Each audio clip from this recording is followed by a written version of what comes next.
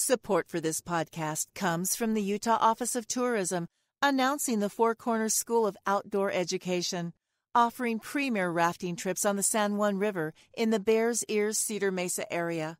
Join in rafting adventures that include yoga, music, photography, and more throughout this majestic waterway with a relaxing float on passenger rafts.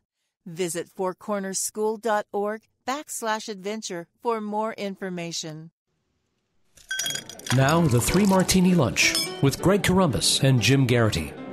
Welcome to your Tuesday Martinis. I am Rich McFadden with the Radio America Network, along with Jim Garrity from National Review Online, and for Greg Corombos, who will actually be back tomorrow with you, Jim, for your Wednesday Martinis. So today yesterday we went, what did we do? Bad, crazy, and crazy. So we're going to offset that today with good, good, and good. All of your martinis are good news today. And let's start going a little south of here, Washington, D.C., and head down to Georgia, where it looks like the Republicans might be able to hold on to that seat in that special election. Yeah, Rich, I wanted to send you out on a high note. Thank you. Sometimes we have bad days or grim days, but this one we'll at least call a potentially good martini. Everybody knew that the race down in Georgia, the special election for Tom Price's old seat, is going to be really, really close. But what's worth noticing is a poll done by the Trafalgar Group, a Republican polling firm, surveyed more than 1,100 likely voters, June 17th, 18th, fairly recent. Margin of error is 2.9 percentage points. But you know what? It's got Handel at 50.4%, Ossoff with 48.5%. Not a huge margin, but you know what? It's nice to see a poll that has Handel ahead. If you happen to be living in that district, you probably should go out and vote. But then again, you've probably been inundated with attack ads for the past 6 weeks, and you're just really glad to see this election end. But the conventional wisdom and buzz around this race had been kind of trending negative for the last couple of weeks. Nice to see a little bit of hope for this, and I think if Republicans hold on to this, if Karen Handel wins, you will see a great deal. On the one hand, yes, it's good for Democrats that they kept it close, but they got to start wondering, okay, when do we actually start winning some of these elections? Yeah, I was about to say, everybody wants to look at it and say, what does this mean if they win or they lose? So what does it mean if the Republicans hold it, and what does it mean if they lose it?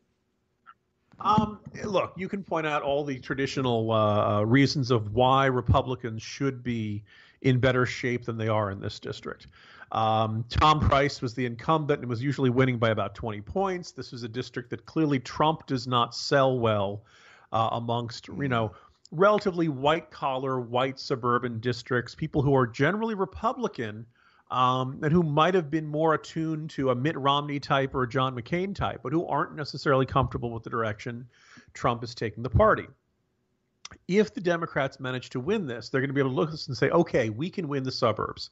And there are, I had the number in front of me yesterday, something in the neighborhood of about 37 districts that were where Hillary Clinton did better than Barack Obama. A lot of places she did worse, but there are a couple, these sorts of districts, which are generally in the northeastern suburbs, outside Philadelphia, outside Washington, D.C., outside Atlanta.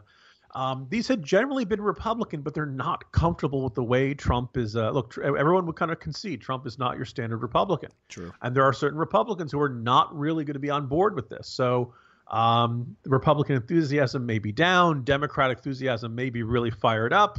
If Jon Ossoff, the Democrat, wins tonight, Democrats are going to tell themselves, okay, we've got a really good shot at the House. We know where we can win. We know the messaging we have to do. We can peel away these, kind of nominal Republican voters, and we can win. If they don't, guys, this was kind of the stage was set for you. And if it's not like Jon Ossoff's going to be able to say, oh, if only I had a little more money. Right. Yeah, $50 million bucks, right? Both of them have spent a ton, but he's outspent her by at least I think about $2 million. And look, if you can't win with with absolutely no financial limits. It's going to be a lot harder to replicate this with a victory in a whole bunch of places in 2018. Well, we'll keep an eye on it. Tomorrow, this will either be our good martini or our bad martini. Yeah. So check in and see what it is. Hey, listen. Being from Washington, D.C., obviously, I'm a huge Redskins fan. And Dan Snyder, the owner of the Redskins, thanks to the Supreme Court, has a new favorite band called the Slants. Yeah, Not my cup of tea. How often do you get an nice intro? name. How often do you get an intro to a story like that? Yeah. Not what I would like to call people, but apparently this is an Asian American dance rock band that chose the name to kind of, diffuse it of its power. They adopted it or something like that.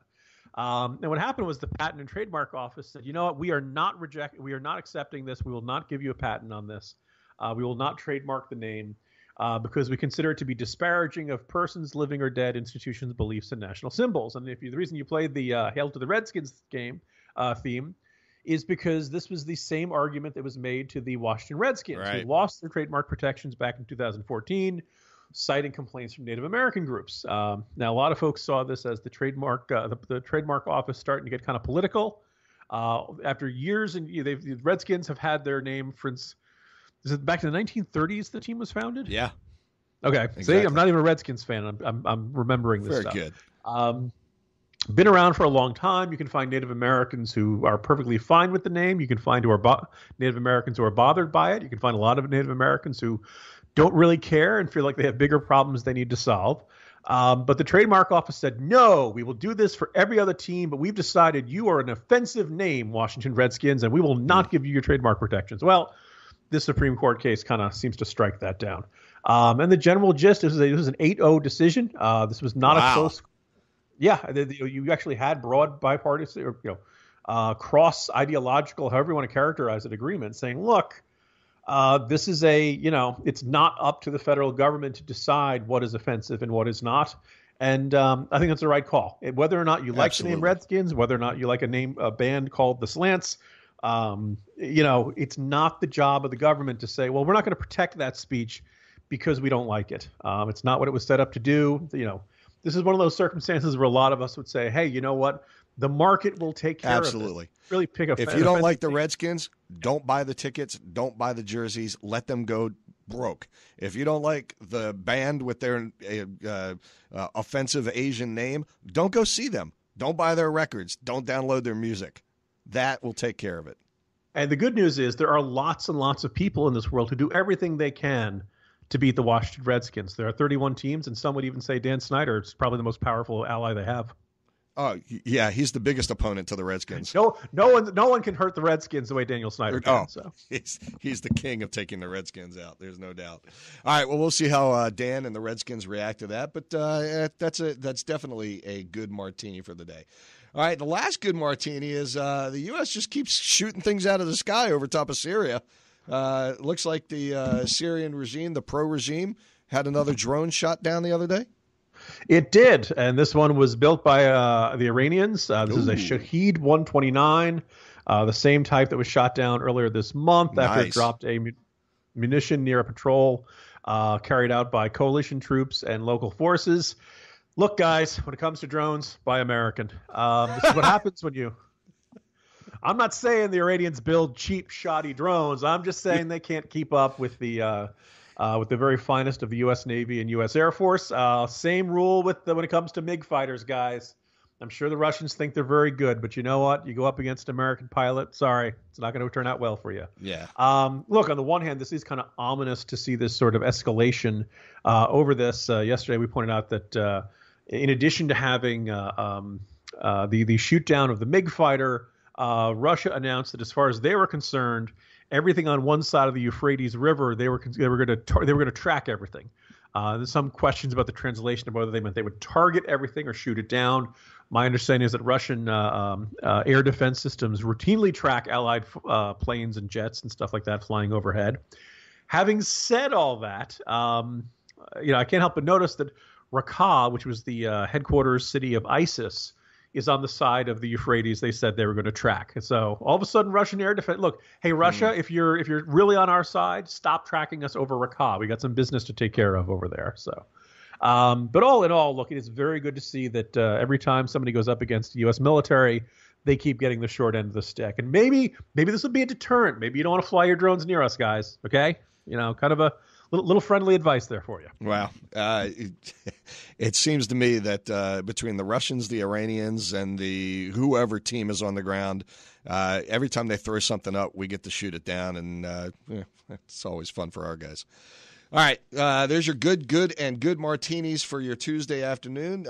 Please make sure to check in tomorrow to Greg Columbus, who will be back, and Jim Garrity from National Review Online, and they will update you on whether the Georgia election is in the good martini or bad martini section. And since we don't get to do this often, we'll finish our martinis with a little music here. And until then, saying happy Tuesday to you for Jim Garrity from National Review Online and Rich McFadden at Radio America. Meet Lauren Askinosi of Askinosi Chocolate.